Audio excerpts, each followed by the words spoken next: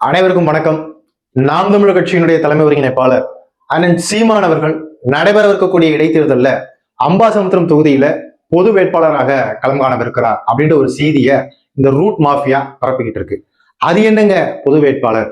அதாவது திமுகவும் அதிமுகவும் சேர்ந்து அண்ணன் சீமானவர்களை இந்த முறை சட்டமன்றத்திற்கு அனுப்பணும் அப்படின்றதுக்காக திமுகவும் அதிமுகவும் அம்பாசமுத்திரம் தொகுதியில போட்டியிடாம அண்ணன் சீமானவர்களை போட்டியிட வைத்து வெற்றி பெற செய்து சட்டமன்றத்துக்கு அனுப்ப போறாங்க அப்படின்ற ஒரு செய்தியை தான் பரப்பிட்டு இருக்கு. பாத்தீங்களாங்க, தாவேக்காவை எதிர்ப்பதற்காக அண்ணன் சீமானவர்கள் திமுக அதிமுக கூடவே கூட்டணி வைக்கிற அளவுக்கு போயிட்டாரு அப்படின்லாம் பரப்பிட்டு இருக்காங்க.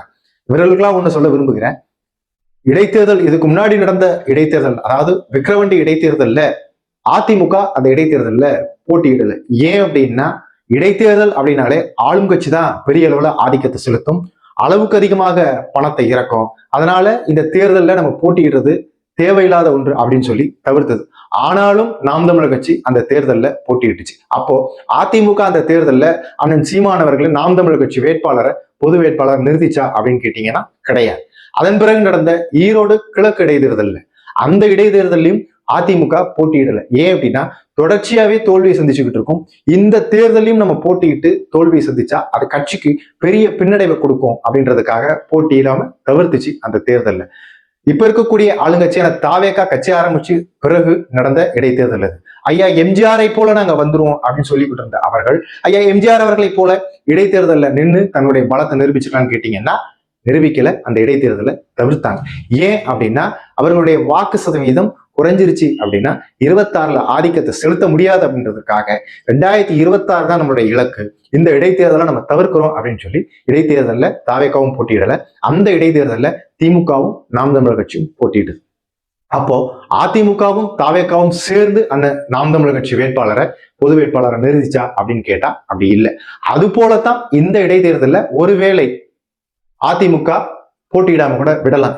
ஏன் அப்படின்னா, இதற்கு முன்பு அங்க ஜெயிச்ச சட்டமன்ற உறுப்பினர் அதிமுகவை சார்ந்தவர். இது போல ஒரு 6 தொகுதிகளில் இருக்கக்கூடிய அதிமுக சட்டமன்ற உறுப்பினர்கள்ல குதிரை பேரம் பண்ணி தன்னுடைய கட்சிக்கு வர வச்சுட்டு அங்க ராஜினாமா பண்ண வச்சு இந்த தேர்தலை சந்திக்குது தாவேக்கா.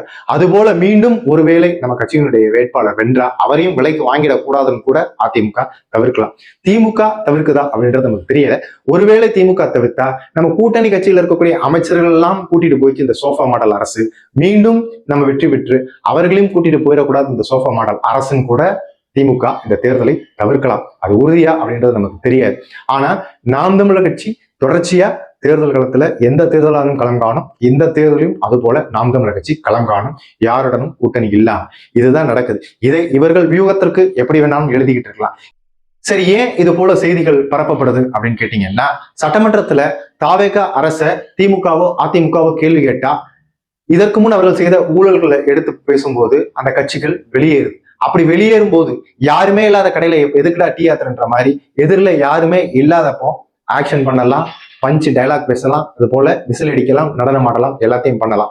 ஆனா இவர்கள் இல்லாம புதிதாக ஒருவர் அந்த சட்டமன்றத்துக்குள்ள வரும்போது, எந்த ஊழலும் இல்லாத ஒருவர் அந்த சட்டமன்றத்துக்குள்ள வரும்போது இது போல அவர்கள் பேசும்போது இந்த ஆளும் அரசை நோக்கி கேள்விகள் எழுப்பப்படும். அப்படி கேள்விகள் எழுப்பப்படக்கூடாது என்பதற்காகத்தான் எப்படி இதுக்கு முன் நடந்த 2026 சட்டமன்ற தேர்தலில் சீமானவர்கள் திமுக கிட்ட பெட்டி வாங்கிட்டாருன்ற ஒரு பொய் செய்தியை பரப்புனார்கள்.